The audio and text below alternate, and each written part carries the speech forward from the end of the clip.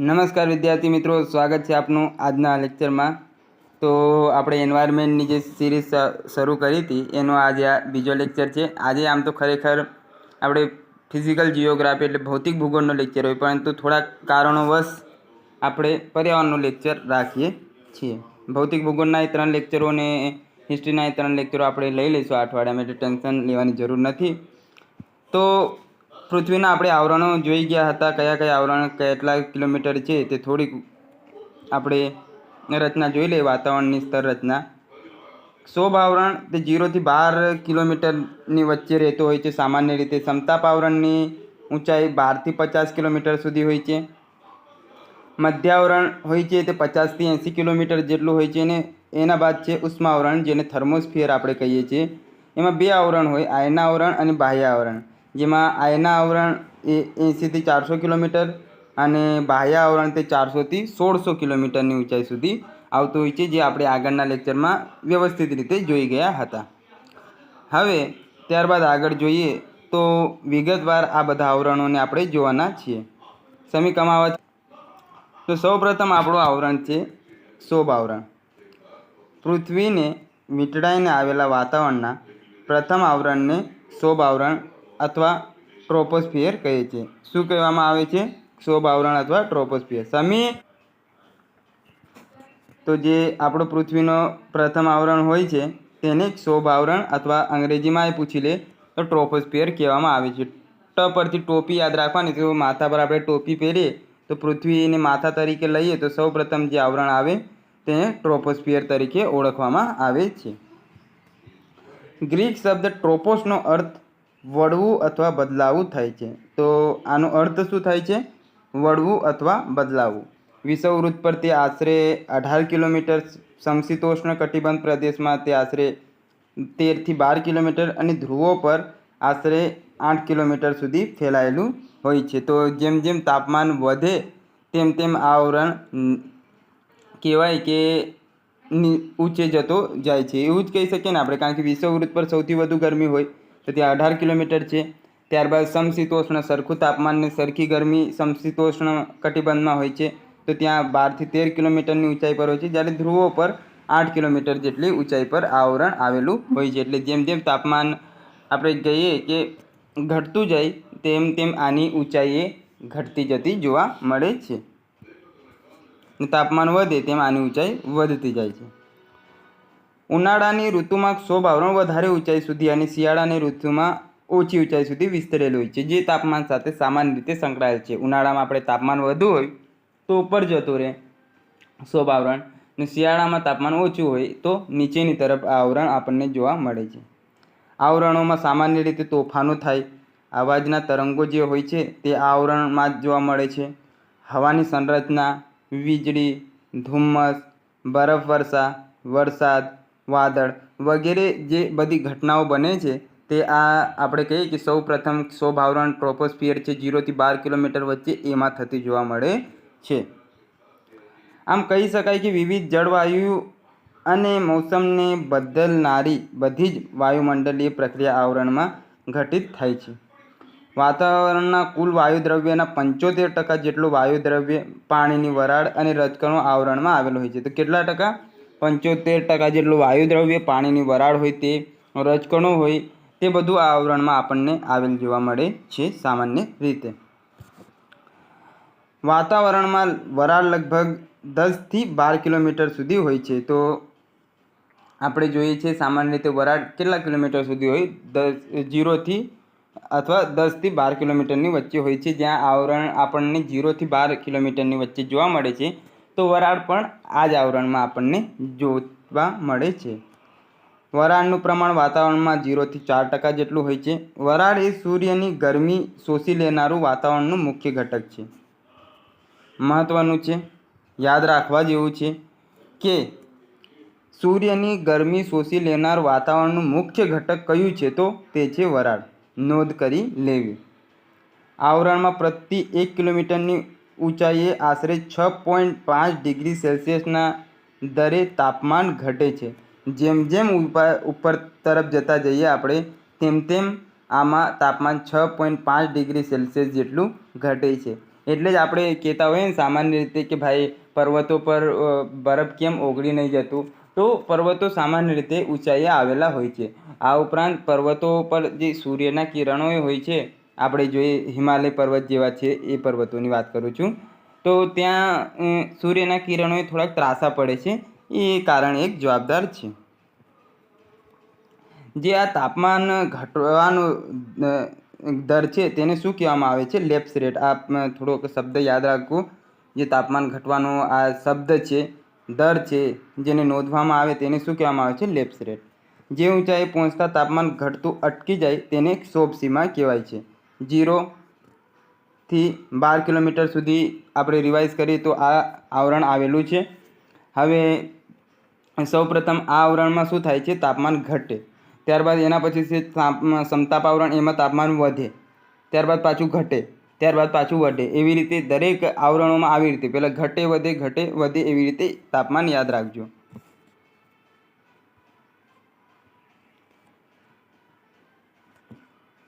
તો શું જોયું આપણે? ક્ષોભ સીમા સુધી પહોંચી ગયા. ત્યારબાદ ત્યાંથી શરૂ થાય તે છે સમતાપ આવરણ. તો સમતાપ આવરણ એ ક્ષોભ આવરણથી ઉપર 50 કિલોમીટર સુધી ફેલાયેલ છે. 0 થી 12 સુધી ક્ષોભ આવરણ ને 12 થી લગભગ 50 કિલોમીટર સુધી જે આવરણ ફેલાયેલ હોય તેને આપણે સમતાપ આવરણ કહેતા હોઈએ છીએ.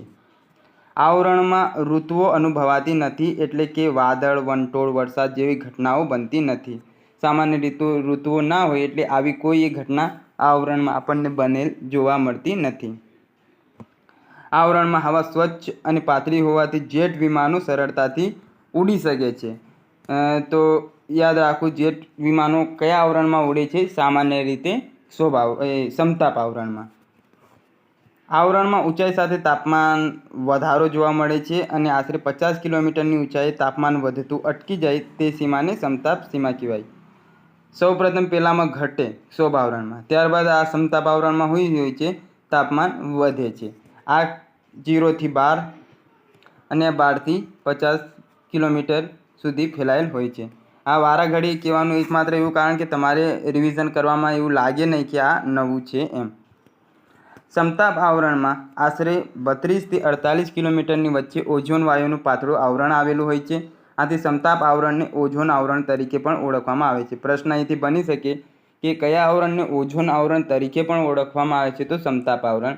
અને તેમાં ઓઝોનનું સ્તર કેટલા કિલોમીટરની વચ્ચે આવેલું હોય છે? તો 32 થી 48 કિલોમીટરની વચ્ચે ઓઝોન વાયુનું પાતળું સ્તર અથવા આવરણ આ જે છે સમતાપ આવરણ એમાં આવેલ હોય છે. ઓઝોન આવરણ સૂર્યના અત્યંત ગરમ પારજાંબલી કિરણોનું શોષણ કરે છે, એટલે આપણને ગરમી જે આવે છે કુલ માત્રા એના કરતાં ઓછી માત્રામાં આપણને ગરમી લાગે છે. નોંધ લેવા જેવી બાબત છે કે જીસીઆરટી મુજબ આ આવરણમાં આશરે 15 થી 35 કિલોમીટરની ઊંચાઈએ ઓઝોન વાયુનું પ્રમાણ વધુ જોવા મળે છે, પરંતુ ધોરણ 11 પાઠ 8 મુજબ આ આવરણમાં 32 થી 48 કિલોમીટર, એટલે જીસીઆરટી ના જ બંને પુસ્તકો છે. તો એક પુસ્તકમાં એવું લખ્યું છે કે 15 થી 35 ને એક ધોરણ 11નું પાઠ્યપુસ્તક છે એમાં પાઠ 8 છે તે મુજબ આવરણ 32 થી 48 કિલોમીટર સુધી છે. એટલે આ વિસંગતતાઓ આપણને થોડીક આમાં જોવા મળે છે. એની ઉપર છે મધ્યાવરણ, 50 કિલોમીટરથી ઉપર આવે. સમતાપ આવરણની ઉપર આશરે 50 થી 80 કિલોમીટરની વચ્ચે આવેલા આવરણને મધ્ય આવરણ તરીકે ઓળખવામાં આવે છે. એને મેઝોસ્ફિયર પણ અંગ્રેજીમાં કહેવાય ને ક્ષોભ આવરણને ટ્રોપોસ્ફિયર, સમતાપ આવરણને સ્ટ્રેટોસ્ફિયર કહેવાય. અંગ્રેજીમાં એ નામ યાદ રાખવા. આવરણમાં ઊંચાઈએ જતાં તાપમાન ઘટતું જાય છે અને 80 કિલોમીટરની ઊંચાઈએ તાપમાન ઘટતું અટકી જાય છે. આ સીમાને મધ્ય આવરણ સીમા કહે. સૌપ્રથમ તાપમાન ઘટ્યું ક્ષોભમાં, ત્યારબાદ વધ્યું સમતાપમાં ને પાછું આ ઘટે છે મધ્ય આવરણમાં. ને કેટલા કિલોમીટર સુધી છે? 0 થી 12, 12 થી 50 ને ત્યારબાદ છે 50 થી 80. તો આવી રીતે યાદ રાખવું. એનાથી ઉપર જે આવરણ આવે છે તેને આપણે ઉષ્મા આવરણ કહેતા હોઈએ છીએ. મધ્યાવરણની ઉપર 80 કિલોમીટરથી લઈને જ્યાં સુધી વાતાવરણ છે ત્યાં સુધીના આવરણને ઉષ્મા આવરણ અથવા થર્મોસ્ફિયર કહીએ છીએ. થર્મોસ આપણે વાપરતા હોઈએ છીએ ઉષ્માને સંગ્રહી રાખવા માટે, તો એવી રીતે યાદ રાખવું. ને આવરણ ગરમ જ હોય. કેમ? કારણ કે ઉષ્મા આવરણ છે, ઉષ્મા વધારે હોય ને થર્મોસ્ફિયર પણ કહેવામાં આવે છે, એટલે ગરમ તો રહેવાનો જ છે. ઉષ્મા આવરણમાં નોંધ લેવા જેવી બાબત છે કે ઉષ્મા આવરણના નીચલા સ્તરમાં વાયુઓની રચનામાં સમાનતા જોવા મળે છે, તેથી તેને હોમોસ્ફિયર કહે છે. ઉષ્મા આવરણના ઉપરના સ્તરમાં વાયુઓની રચના અસમાન હોય છે, તેથી તેને હિટ્રોસ્ફિયર કહેવાય. તો આ ઉષ્મા આવરણ જે હોય છે એમાં આપણે બે પાર્ટ પાડીએ. તો જે નીચલા સ્તરમાં વાયુઓની રચના આમ સમાન હોય તો તેને શું કહેવામાં આવે છે? એને હોમોસ્ફિયર કહેવાય. યાદ રાખજો શબ્દ શું કહેવાય? હોમોસ્ફિયર. ઉપરની તરફ જઈએ તો વાયુઓની સમાનતા વધતા ઓછા આવી રીતે હોય, સ્તર રચના સારી રીતે નથી હોતી, તો તેને શું કહેવાય છે? હિટ્રોસ્ફિયર. આશા છે આટલું આપણને ખ્યાલ આવી ગયું હશે. આવરણમાં ઊંચાઈની સાથે તાપમાનમાં વધારો થાય છે. ઘટે વધે અને હવે શું થશે? વધશે.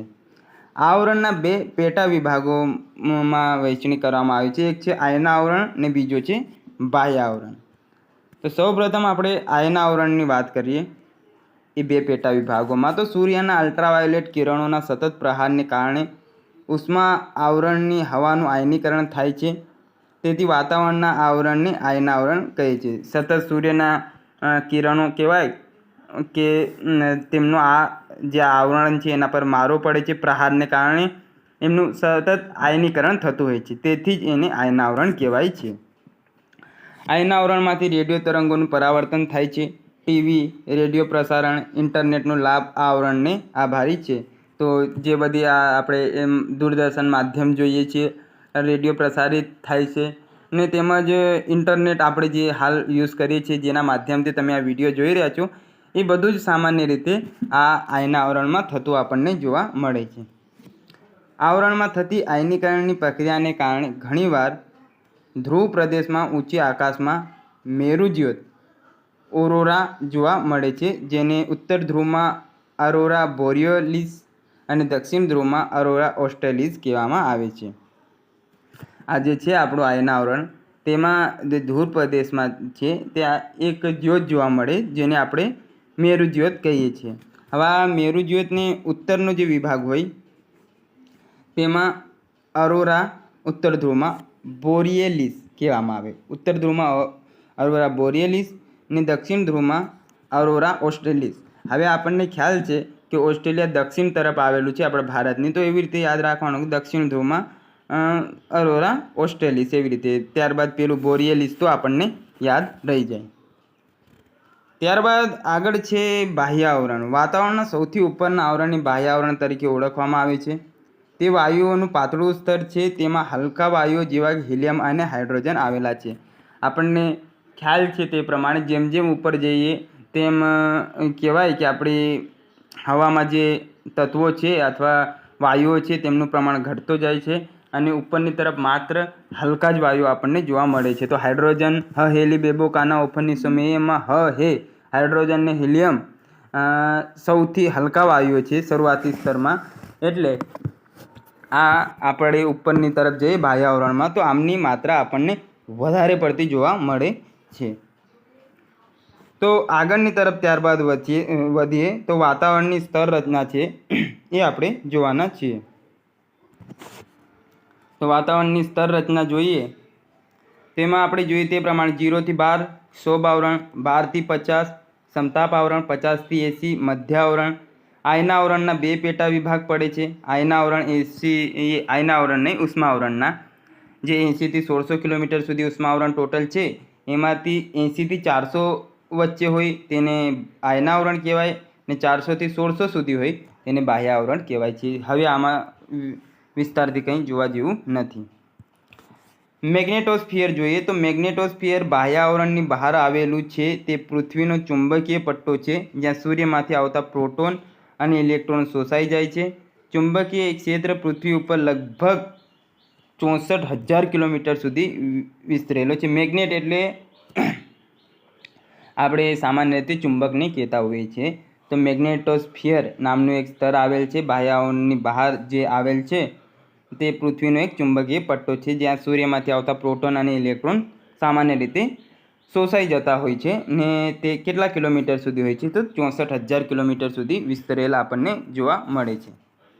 હવે આગળ જોઈએ જીવાવરણ, જેને અંગ્રેજીમાં કહેવાય બાયોસ્ફિયર, જેમાં માટી એટલે મૃદાવરણ ભૂમિ આપણે કહીએ તે, જલાવરણ પાણીનો સમાવેશ થાય, વાતાવરણ હવા, જીવાવરણ, આવી રીતે આખી આકૃતિ છે તે તમે જોઈ શકો છો. તો પૃથ્વીના મૃદાવરણ, જલાવરણ અને વાતાવરણના જે ભાગમાં જીવસૃષ્ટિ વ્યાપી છે તેને શું કહેવાય છે? જીવાવરણ. એટલે બધા જીવોના કારણે જે આવરણ બન્યું છે તેને આપણે કહીએ છીએ જીવાવરણ. જીવાવરણ એ પર્યાવરણના આવરણોમાં એક જૈવિક ઘટક છે. જીવાવરણ પૃથ્વીના અન્ય પટોની સરખામણીમાં પાતળું પડ છે. સૌર પરિવારમાં પૃથ્વી એક જ એવો ગ્રહ છે જેને જીવાવરણ છે. સૌર પરિવારમાં સામાન્ય રીતે બીજા ગ્રહો આપણે જોઈએ આપણા સૌરમંડળમાં, આમ તો આકાશગંગા ઘણી વિસ્તૃત છે ને એમાંથી એક આપણો મંડળ એ સૌરમંડળ છે, જેમાં મુખ્ય ગ્રહ આપણે જોઈએ તો સૂર્ય છે. તો એમાંના મંડળના જે ગ્રહો છે આપણા મુખ્ય 8 ગ્રહો, એમાંથી માત્ર ને માત્ર પૃથ્વી એવો ગ્રહ છે જ્યાં આ આપણને જીવાવરણ જોવા મળે છે. અન્ય ઘટકોય છે, મંગળ પર એ થોડું ઘણું આપણે મિશન મંગળ ને એવું બધું શોધખોળ કરીએ છીએ, પણ ઠીક છે, હવે અત્યારે તો આપણે અહીંયા જ છે. બાકી જગ્યાએ બીજા ગ્રહો પર હોઈ શકે છે જીવન, એલિયન રહેતા હોય, આપણા જેવા માણસોય રહેતા હોય, એ કંઈ ખ્યાલ નહીં, કારણ કે બ્રહ્માંડ એ ઘણું મોટું છે. તો જીવાવરણમાં એક સજીવ બીજા સજીવ સાથે જોડાઈ પોતાનું અસ્તિત્વ ટકાવે છે. તેને પરિસર તંત્ર ઇકોસિસ્ટમ તરીકે ઓળખવામાં આવે છે. એક સજીવ સામાન્ય રીતે બીજા સજીવ પર આધારિત હોય છે અને એવી રીતે ઘણા સહજીવન જીવે તો ઘણા પરોપજીવી વનસ્પતિઓ આપણને જોવા મળે છે. તો આવી રીતે બધા એકમેક સાથે સંકળાયેલા હોય છે ને તે જે વરણ અથવા આવરણ બનાવે તેને જીવાવરણ આપણે કહેતા હોઈએ છીએ. માનવ જીવન પર પર્યાવરણની અસરો. હવે આ તો આપણે ઠીક છે ખ્યાલ રહે એવી બાબતો છે. તો લગભગ 10 લાખ વર્ષ પહેલાં માનવનો વિકાસ પર્યાવરણમાં પરિવર્તન આવવાના કારણે થયો હતો. માનવનું જીવન તેની આસપાસ પર્યાવરણ સાથે ગાઢ રીતે સંકળાયેલ છે. આપણું જીવન છે તે સામાન્ય રીતે આપણને ખ્યાલ છે તે પ્રમાણે પર્યાવરણ સાથે આપણે ગાઢ રીતે જોડાયેલા છીએ. પર્યાવરણના વિવિધ તત્વો પારસ્પરિક રીતે સંકળાયેલા હોવાથી એકબીજા પર અસર કરે છે. વળી તેઓ અલગ અલગ કે સામૂહિક સ્વરૂપે માનવ જીવન પર અસર કરે છે, જે નીચે મુજબ છે. એમાં સૌપ્રથમ જોઈએ સ્થાનિક સંબંધ. કોઈ પણ સમાજના સામાજિક, આર્થિક, રાજકીય તેમજ સાંસ્કૃતિક વિકાસમાં સ્થાનિક સંબંધ ખૂબ મહત્ત્વનો હોય છે. આ સ્થાનિક સંબંધમાં મુખ્યત્વે સ્થિતિ એટલે લોકેશન ઓર સિચ્યુએશન અથવા કદ, સાઇઝ અને આકાર શેપનો ને જોવામાં આવે છે. તો સ્થાનિક સંબંધમાં શું જોવામાં આવે છે? સ્થિતિ, કદ, આકાર વગેરેને જોવામાં આવતું હોય છે. જે તે રાષ્ટ્ર, દેશ કે સમાજ પૃથ્વીના કયા ભાગમાં છે તેને આધારે તેના વિકાસમાં પર્યાવરણીય સ્થિતિઓ મદદરૂપ બનતી હોય છે. સૌપ્રથમ જોઈએ જમીન અને માનવ જીવન. તો માનવી જે પ્રદેશમાં રહે છે તેની જમીનનું સ્વરૂપ એના સામાજિક જીવનને અસર કરતું હોય છે. જે આપણે જમીન કેવી રીતે કે સામાજિક જીવનમાં જ્યાં કાળી જમીન હોય તે સામાન્ય રીતે ઘઉં, કપાસ એવા પાકો લેવામાં આવે છે અને એ પ્રમાણે બીજી લેટેરાઇઝ જમીનમાં કાજુની ખેતી વધારે પ્રમાણમાં થાય છે. તો જેવી જમીન હોય તે પ્રમાણે આપણે ખેતી કરતા હોઈએ છીએ. તો આપણા જીવન પર સામાન્ય રીતે જમીન એ એક એવો કહેવાય ઘટક છે તે અફેક્ટ કરતો હોય છે.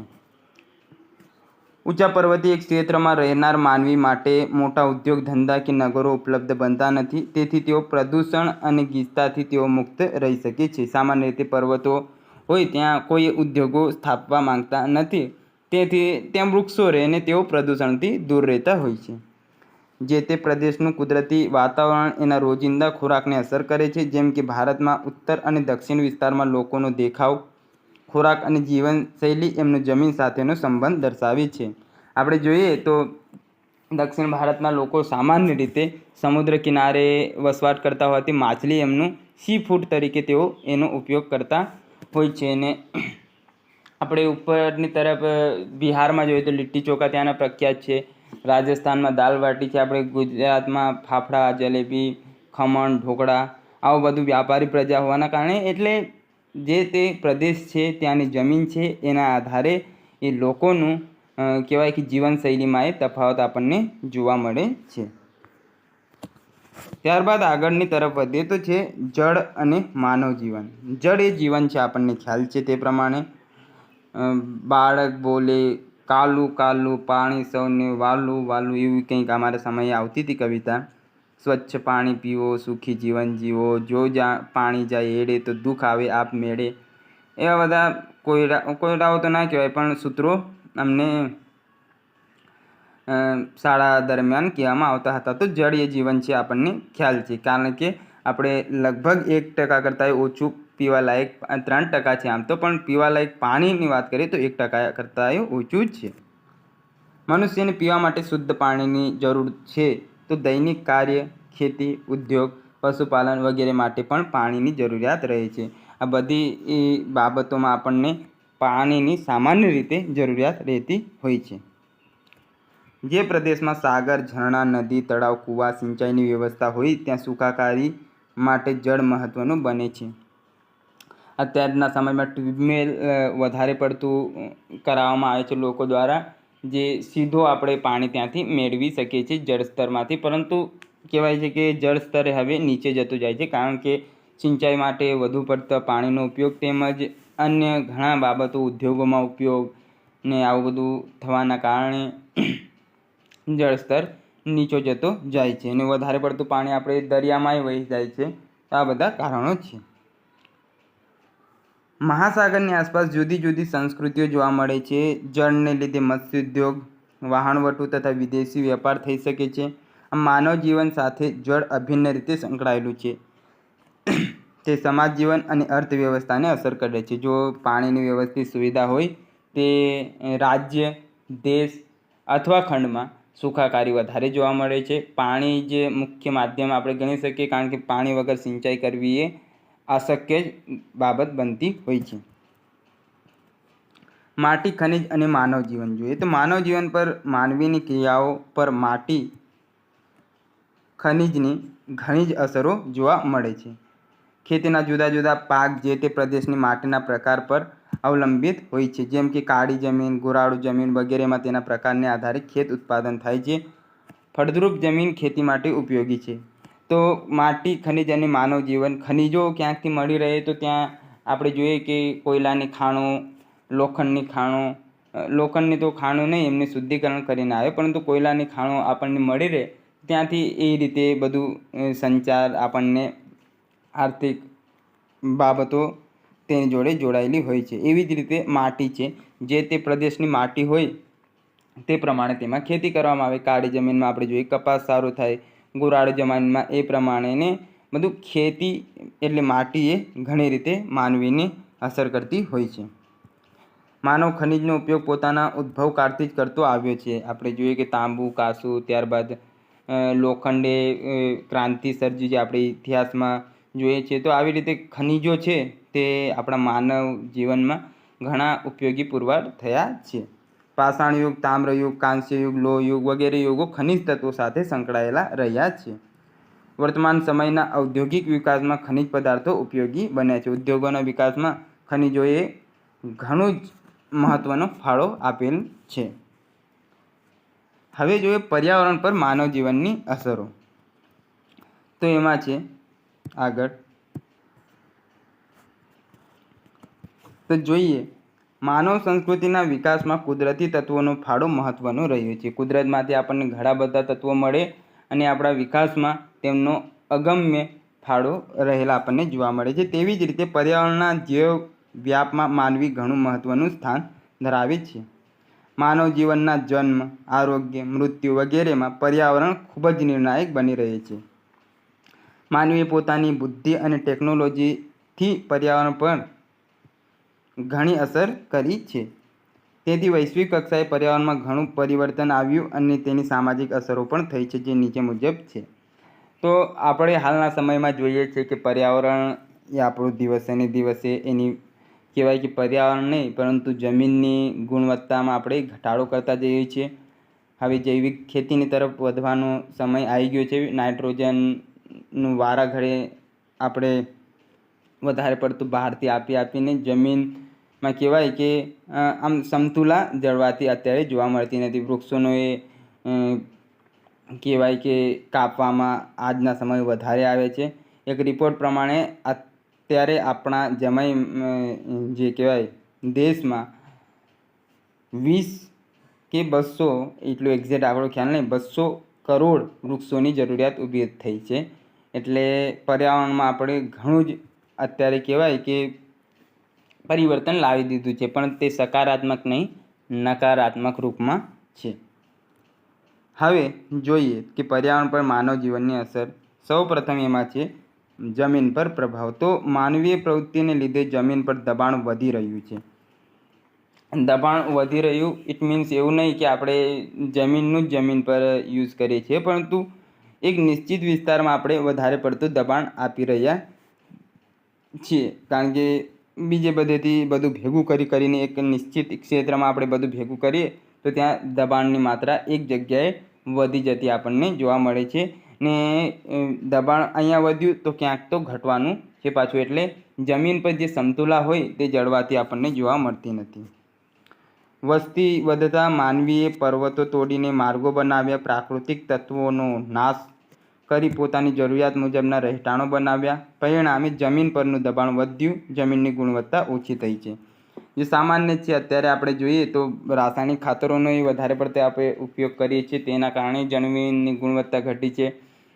ત્યારબાદ આપણે જોઈએ કે પ્લાસ્ટિક છે તે જૈવ અવિઘટનીય કચરો છે તેનો વધારે પડતો ઉપયોગ થાય છે, તો તે જમીનની ગુણવત્તા ઘટાડે છે.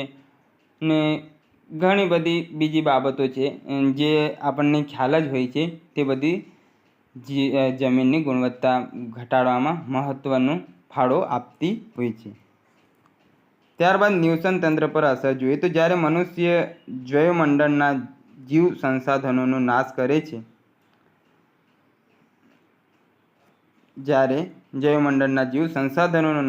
ત્યારે તેના સ્થાન પર અન્ય સંસાધનોનું સ્થળાંતરણ સરળતાથી થતું નથી. જેમ કે આપણે આજના સમયમાં જોવામાં આવે કે કોઈ જીવનો આપણે અળસિયા અત્યારના સમયમાં જોઈએ તો એમનો નાશ થઈ જાય તો એની જગ્યાએ બીજો જીવનું સ્થળાંતરણ અથવા એને કહેવાય ને ચેન્જ કરવું એ એટલું સરળ રહેતું નથી. ઉદાહરણ જોઈએ કે માનવીઓ દ્વારા શોખ માટે સિંહ, ચિત્તા, હરણ, હાથી વગેરે જેવા પ્રાણીઓનો શિકાર કરાતા અનેક જગ્યાઓ તેઓ લુપ્ત થયા છે. આપણે કહેવામાં આવે છે કે પહેલાં છે કે તારા ગબ્બરેથી ઉતર્યો વાઘ રે, તો આપણે અંબાજીના જે ડુંગરો છે તેમાં પહેલાંના સમયમાં વાઘ જોવા મળતો હતો.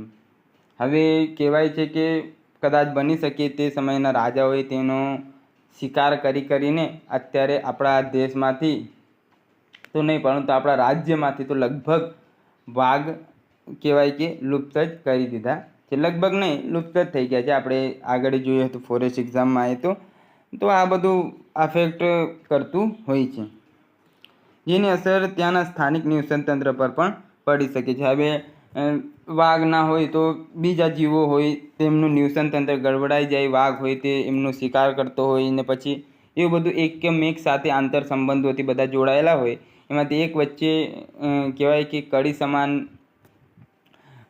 તત્વ નીકળી જાય તો આખા સિસ્ટમને અફેક્ટ કરતો હોય છે. આધુનિક જીવનશૈલીથી દરિયામાં ઠલવાતો કચરો, પ્રદૂષિત પાણી, સબમરીન અને દરિયામાં ચાલતા વિવિધ વાહનોના લીધે સૂક્ષ્મજીવો નાશ પામે છે અને એની વૃદ્ધિ અટકે છે. તો આ બધું થવાના કારણે સૂક્ષ્મજીવો છે તે પ્રકાશ સંશ્લેષણની પ્રક્રિયા કહેવાય કે વ્યવસ્થિત રીતે કરી શકતા નહીં. કારણ કે હાલના સમયમાં આપણે જોઈએ તો સમુદ્રમાં અમુક જગ્યાએ આપણે જહાજો લઈ જઈએ છીએ તો આખા તેલના જે ભરેલા હોય જહાજો તે પલટી ખાઈ જાય છે અને એ તેલ ઉપર ઢોળાયેલું રહે છે. હવે એ શોષાય તો ઠીક, અમુક સિસ્ટમથી એને થોડું ઘણું શોષી લેવામાં આવે, પણ જે બાકી રહે છે તે ઉપર પાણીની સપાટી પર એક લેયર બનાવી દે. હવે એ લેયર બની જાય એટલે સૂર્ય નીચે તરફ જતું નહીં, સૂર્યનું પ્રકાશ એટલે તો નીચેના જે સૂક્ષ્મજીવો હોય તે પ્રકાશ સંશ્લેષણ કરી શકતા નથી. ત્યારબાદ માછલીઓ હોય છે તે શ્વાસ લઈ શકતી નથી. તો આવી રીતે માનવીએ તહેસ નહેસ કરી નાખેલ છે નિવસન તંત્રને. ત્યારબાદ છે ઋતુચક્ર પર અસર. તો ઝડપી બનેલી ઔદ્યોગિકરણ અને શહેરીકરણની પ્રક્રિયાને પૃથ્વીના વાયુમંડળને પ્રભાવિત કર્યું છે. આર્થિક પ્રવૃત્તિઓના વૈવિધ્યને લીધે પ્રદૂષણની સમસ્યા સર્જાય છે. પ્રકૃતિના નિયમોમાં પરિવર્તન આવ્યું છે. ઋતુચક્ર બદલાતા ઉનાળામાં વરસાદ કે શિયાળે ગરમી અનુભવાય છે. આપણે જોયું કે વચ્ચે હાલના સમયમાં અત્યારે જાન્યુઆરીમાં તો સવારે શિયાળા જેવી ઠંડી લાગે, બપોરે તડકો હોય ને સાંજે વરસાદે ઝાપટતું હતું. એટલે આ બધું આપણા જ બધા કરેલા કર્મો છે. તો આ રીતે આપણે પર્યાવરણને અસર કરીએ છીએ. ત્યારબાદ છે વાયુમંડળ પર અસર. તો માનવીય પ્રવૃત્તિને લીધે વાયુમંડળ પર અનેકવિધ અસર થઈ છે. જેમાં વાયુ પ્રદૂષણ, ઓઝોન સ્તરમાં ગાબડું, ગ્રીન હાઉસ ઇફેક્ટ જેવા જે પરિવર્તનો આપણને જોવા મળે છે. ગ્રીન હાઉસ ઇફેક્ટના કારણે કહેવાય કે સૂર્યની જે ગરમી બહાર જવાની હોય તે જતી નથી અને અહીં રહે છે અને આપણા તાપમાનમાં સદંતર વધારો કરતી જોવા મળે છે. વિશ્વ સ્તરે હિમનદીઓ પીગળવા લાગી છે. ઘણા દ્વીપ જળમાં સમાતા જાય છે. ઔદ્યોગિક ક્ષેત્રમાં રચાતા વાદળો પ્રાણઘાતક નીવડ્યા છે. કેટલીકવાર એસિડ વર્ષા થાય છે જે માનવના જીવન પર વિઘાતક અસર કરે છે. જોઈએ કે આપણા અત્યારના સમયમાં આપણે એક આકૃતિ સ્વરૂપે જોઈએ કે આ ધારે હિમાલય પર્વત છે. ત્યારબાદ અહીંયા સમુદ્રને લઈએ આપણે. આમ એક્ઝામ્પલ તરીકે પાછા કહેતા ના કે અહીંયા સમુદ્ર તો ક્યાંથી આવી ગયું ને આ કોઈ દ્વીપ છે. હવે અહીં તાપમાન આપણને વધતું જોવા મળે છે. તાપમાન વધ્યું તો સીધો આના પર અસર કર્યું, હિમાલય પર. હિમાલયનું તાપમાન થોડુંક વધ્યું એટલે અહીંયાથી બધું બરફ પાણી બનીને નીચે સમુદ્રમાં આવવા લાગ્યું. આવ્યું. હવે ધારો કે આ 5 સેન્ટીમીટર જેટલું વધી જાય સમુદ્રનું સ્તર, કારણ કે પાણી ઘણું બધું આવ્યું હવે અહીંયા. તો આ જે ટાપુ છે તે એમાં 10-20% જળમગ્ન થઈ જાય. બીજા વર્ષે પાછું ગરમી વધે, પાછું આનું તાપમાન વધે ને પાછું આવે. એવી રીતે તો સામાન્ય રીતે આપણને કહેવાય કે આવા ટાપુઓ જે અત્યારે કહેવાય માલદીવ જેવા દેશો છે તો તે ચિંતામાં ભરાઈ શકે છે, કારણ કે તાપમાન વધતું જાય છે અને બરફનું પાણી થઈ હિમનદીઓ પીગળવા લાગે છે અને સમુદ્રનું સ્તર વધતું જાય છે. એસિડ વર્ષાએ આપણે સામાન્ય રીતે જોઈએ તો હાલના સમયમાં અમુક વાર થતી જોવા મળે છે. જળાશયો પર અસર. આધુનિક માનવીએ જળાશયોનો જુદી જુદી રીતે ઉપયોગ કરી તેના કુદરતી પ્રવાહને બદલ્યો છે. પોતાની જરૂરિયાત માટે કૃત્રિમ જળાશયોનું પણ નિર્માણ કર્યું છે. આપણે જોઈએ તો હાલના સમયમાં આપણે જળાશયોનો આધુનિક પ્રવૃત્તિઓ ઉદ્યોગો માટે ઉપયોગ કરીએ છીએ. કૃત્રિમ જળાશયો પણ આપણે બનાવી દેતા હોઈએ છીએ. ત્યારબાદ આગળ જોઈએ. જળાશયોનો કુદરતી પ્રવાહ બદલાતા તેના ધોવાણ અને ખવાણને લીધે અનેક દરિયા કિનારાના ગામો પાણીમાં સમાઈ ગયા છે. કહેવાય કે જે જળ પ્રવાહ હોય, નદીનો માર્ગ આપણે બંધ બાંધીને બદલી દેતા હોઈએ છીએ અથવા રોકતા હોઈએ છીએ. તો એના કારણે ઘણા બધા ગામો હોય છે તે જળમગ્ન થઈ ગયા છે. કિનારાના ગામો હોય, તમે ડેમ આગળ બાંધી દો એટલે એમાં પાણી પેસી જતું હોય છે. ત્યારબાદ છે આરોગ્ય પર અસર. તો આરોગ્યનો ખ્યાલ મુખ્યત્વે જૈવિક અને શારીરિક બાબતો સાથે સંકળાયેલ છે. એક તરફ માનવીય વૈજ્ઞાનિક શોધખોળ દ્વારા તબીબી ક્ષેત્રે સિદ્ધિઓ હાંસલ કરી છે, તો બીજી તરફ માનવી પર્યાવરણને હાનિ પહોંચાડીને પોતાના આરોગ્યને નુકસાન પહોંચાડે છે. આપણે કહેવાય કે પર્યાવરણને હાનિ પહોંચાડીએ તો તાપમાન વધે ને એના કારણે હવે કહી શકીએ કે ચામડીના કેન્સરો પણ થવા માંડ્યા છે. અત્યારે તો નહીં, પરંતુ વધશે તાપમાન તો ભવિષ્યમાં આવા બધા કેન્સરો થઈ શકે છે. શહેરીજનો પ્રદૂષણ અને પર્યાવરણની અસમતુલાને લીધે શારીરિક અને માનસિક રોગનો ભોગ બને છે. વધારે તાપમાનના કારણે આપણને માનસિક રોગો પણ થઈ શકે છે. ત્યારબાદ જોઈએ સામાજિક સંબંધો પર અસર. પર્યાવરણીય પરિવર્તનોને લીધે કુદરતી આપત્તિઓ સર્જાય છે. આ કુદરતી આપત્તિમાં માનવહાનિ ઉપરાંત માનવ જીવનમાં વિવિધ પાસા પર દૂરોગામી અસર થાય છે. માનવના સ્વભાવ અને સંબંધોમાં પરિવર્તન આવે છે. શહેરનું ગુનાખોરીનું પ્રમાણ વધે છે. તો આ બધું પણ પર્યાવરણ સાથે છે. તાપમાન વધે એ ઘણી રીતે આપણા શરીરને કહેવાય કે અસર કરતો હોય ને આ બધી ગુનાખોર પ્રવૃત્તિઓ પણ કંઈક ને કંઈક રીતે આપણે પર્યાવરણના નુકસાન સાથે સંકળાયેલી જોવા મળે છે. ત્યારબાદ વનસ્પતિ પર અસર. તો માનવી પોતાની જરૂરિયાત માટે વનસ્પતિઓનો વિનાશ કરવા લાગ્યો છે. ફળ ફૂલ વનસ્પતિ પર આધારિત પશુ પંખીઓ પર તેની વિઘાતક અસર થઈ છે.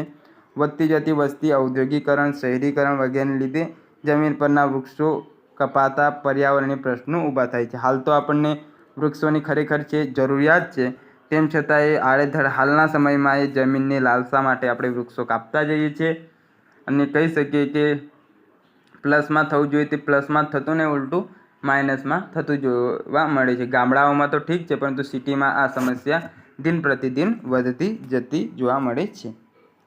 પશુ જીવન પર અસર. તો માનવી અને પશુનો સંબંધ આદિકાળથી ગાઢ રહ્યો છે. આધુનિક માનવીય પર્યાવરણને હાનિ પહોંચાડતા કેટલાક પશુ પંખીઓ લુપ્ત થતા જાય છે. પહેલાં અમારી ત્યાં ચકલીઓ વધારે માત્રામાં જોવા મળતી હતી, પરંતુ હાલ છેલ્લા 2-3 વર્ષથી જ્યારથી આ 5G કનેક્શન આવ્યું છે ત્યારથી ચકલીઓનું પ્રમાણ પણ ઘટી ગયું છે. તો કહેવાય કે આ બધું આપણે પર્યાવરણને આવી રીતે માનવીએ અસર કર્યું છે. ત્યારબાદ છે પર્યાવરણનું અવમૂલ્યન. તો પૃથ્વી પર આપણે આપણું અસ્તિત્વ ટકાવી રાખવા માટે પર્યાવરણ પર નિર્ભર છીએ, પરંતુ કુદરતી પરિબળો તેમજ માનવ પ્રવૃત્તિઓના કારણે પર્યાવરણની સમસ્યા ઉદ્ભવી છે, જે નીચે મુજબ છે. તો હવે પર્યાવરણીય સમસ્યાઓ કઈ કઈ છે તે આપણે થોડુંક જોઈ લઈએ. તો પ્રાકૃતિક સંસાધનોનું અતિશય દોહન. જે સંસાધનો આપણે મળ્યા છે તેમનો વધારે પડતો ઉપયોગ અથવા શોષણ જ કહી શકીએ છીએ આપણે.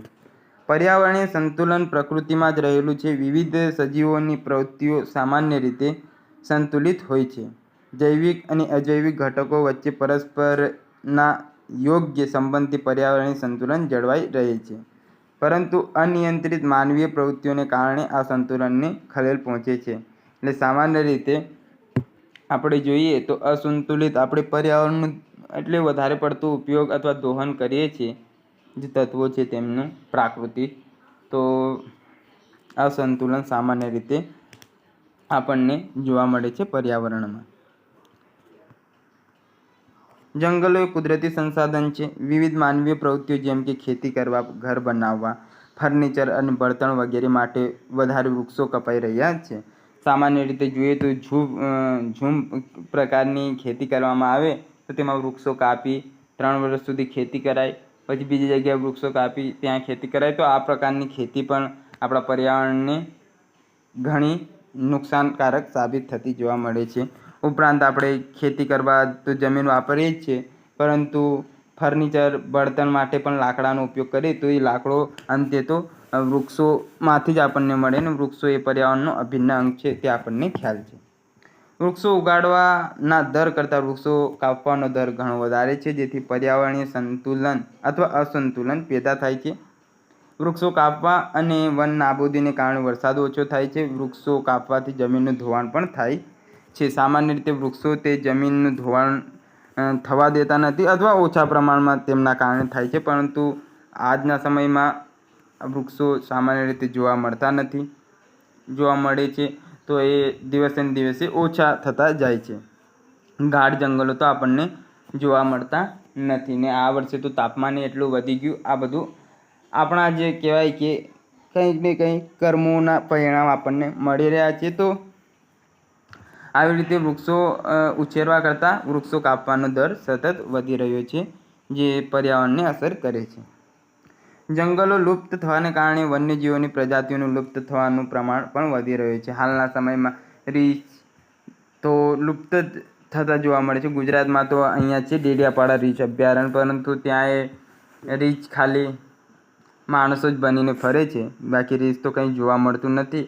હાથીઓ પહેલાંના સમયમાં કહેવાય કે આપણા ભારતમાં ઘણા બધા હતા, તો હાથીઓ હવે જંગલો એટલા બધા છે ને એટલે એ ઓછા થતા જાય છે ને વાઘ એ હતા આપણા ગુજરાતમાં તે ઓછા થતા જાય છે. તો આ બધાનું કારણ પર્યાવરણનું દોહન છે. ત્યારબાદ આગળ જોઈએ કોલસો, કુદરતી ગેસ, પેટ્રોલિયમ ઉત્પાદનો જેવા ઉર્જા સ્ત્રોતને જે ઝડપી ઉપયોગ કરવામાં આવી રહ્યો છે તેનાથી તેની સમાપ્ત થવાની સંભાવના વધુ છે. વાહનો અત્યારે જોઈએ તો અઢળક થઈ ગયા છે ને એના માટે પેટ્રોલ એ મહત્ત્વનું તત્વ છે. પેટ્રોલ તો હોવું જ જોઈએ.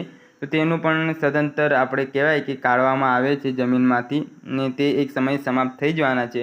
જો કે અત્યારે આપણે જોઈએ ઇલેક્ટ્રિક ગાડીઓ આવી છે, પરંતુ આ ઓપ્શન પહેલાંથી થોડું ઘણું વિચારેલું રહે તો થોડુંક વધારે સારું રહી શકે. ખાણો કારખાનાઓમાંથી નીકળતા દૂષિત પાણીથી નદી અને અન્ય જળ સ્ત્રોતો દૂષિત થાય છે. કોલસો, લાકડું, પેટ્રોલ વગેરેના વધુ પડતા દહનથી SO2 એટલે sulphur dioxide, NO nitrogen oxide, CO carbon monoxide અને હાઇડ્રોકાર્બન જેવા ઝેરી વાયુઓ ઉત્પન્ન થાય છે અને હવાને પ્રદૂષિત કરે છે. તો આ બધા જે વાયુઓ છે તે પેટ્રોલના વધુ પડતા ઉપયોગથી અથવા ડીઝલના વધુ ઉપયોગથી હવામાં પ્રદૂષણ ફેલાવે છે અને તાપમાનમાં વધારો કરે અને પર્યાવરણને દૂષિત કરે છે. ઘરો અને કારખાનાઓમાંથી નીકળતા ઘન અને પ્રવાહી કચરાને કારણે ગામડાઓ, શહેરો અને ઔદ્યોગિક વિસ્તારમાં જમીન પ્રદૂષણમાં વધારો થયો છે. તો આગળની તરફ છે આપણી શહેરીકરણ અને વસ્તી વૃદ્ધિની અસર પર્યાવરણ પર, તે નેક્સ્ટ લેક્ચરમાં જોઈશું. આશા છે આજનું આ લેક્ચર આપને ગમ્યું હશે. હું પ્રયત્ન કરું છું કે સ્પીડમાં થોડુંક ભણાવું, તેમ છતાંય સમય તો થઈ જ જાય છે, 3-4 જ પેજ પતે છે, પણ વાંધો નહીં, રાગે આપણે પતાવી દઈશું. મળીએ નવા લેક્ચરમાં, ત્યાં સુધી જોડાયેલા રહો.